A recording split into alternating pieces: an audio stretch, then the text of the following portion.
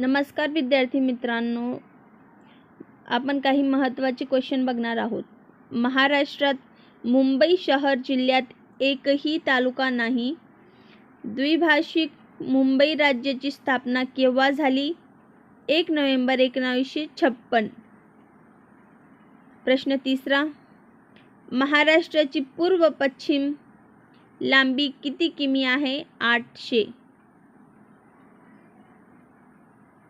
1 मे 1960 रोजी महाराष्ट्रात किती जिल्हे होते?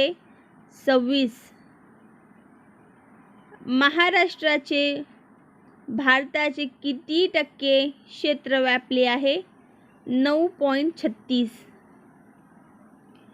कोकण व पठार हे महाराष्ट्राचे 2 प्रमुख स्वाभाविक विभाग आहे.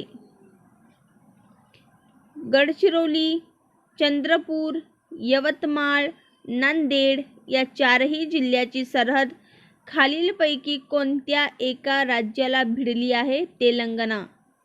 महाराष्ट्रात सर्वात कमी सीमा कोणत्या राज्याशी संलग्न आहे? गोवा.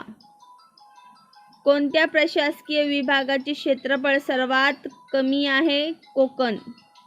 1 मे 1960 ते 1 मे 2019 या दरम्यान महाराष्ट्रात किती नवीन जिल्ह्याची निर्मिती करण्यात आली? 10.